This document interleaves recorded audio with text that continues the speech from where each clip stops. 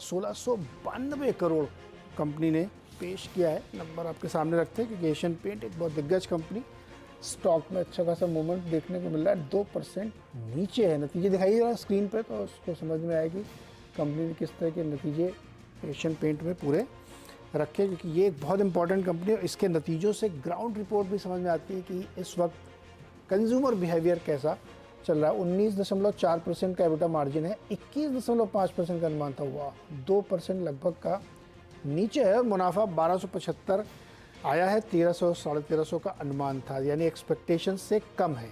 आमदनी 8730 करोड़ है, 9000 करोड़ का अनुमान था, यानी आमदनी भी कम है, मार्जिन भी कम है, प्रॉफिट भी कम है। मेरे साथ कौस्तुभ जुड़ गए हैं जो इस सेक्टर को बहुत क्लोजली ट्रैक करते हैं। कौस्तुभ, 3 फ्रंट पर तो अभी तक जो नंबर है वो तो हमारे एक्सपेक्टेशन से नीचे दिख रहे हैं, आपको कैसे लगे?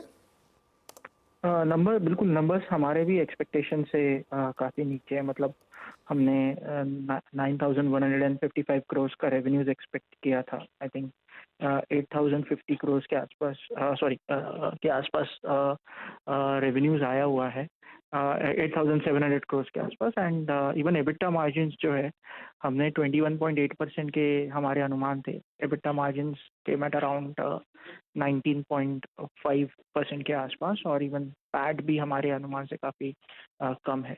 तो ओवरऑल हम कह सकते हैं कि it's a miss to what we and street were anticipating for the quarter.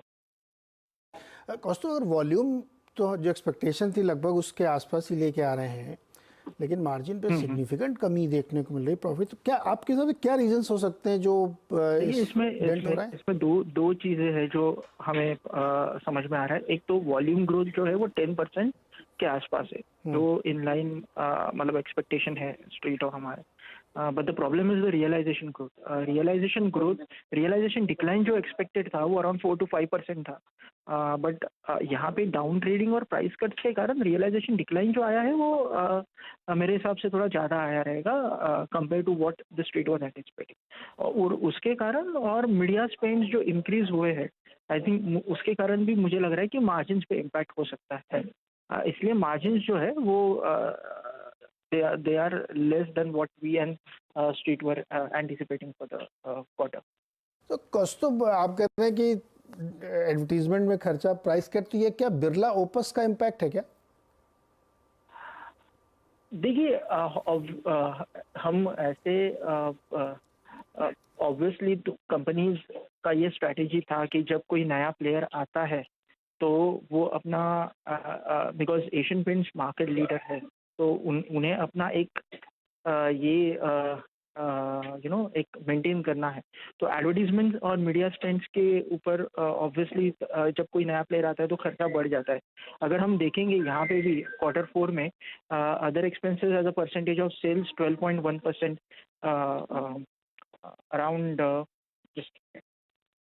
Other expense as a percentage of sales 17% के आसपास आया है, जो अगर हम 9 मंथ्स में देखेंगे तो 15% के आसपास है। तो ऑब्वियसली जो इंक्रीज हुआ होगा तो उसमें मीडिया स्पेंड्स और एडवर्टीजमेंट स्पेंड्स में खर्चा उन्होंने बढ़ाया रहेगा ये क्वार्टर में। तो उसके कारण भी हम कह सकते हैं कि मार्जिन के ऊपर इम्पैक्ट आ सकता है। जो 19% मार्जिन, बिकॉज 9 मंथ्स का हम ट्रेंड देखेंगे तो मार्जिन लगातार 21 to 22% के आसपास रहे हैं। Q4 में मार्जिन कम होकर 19% है।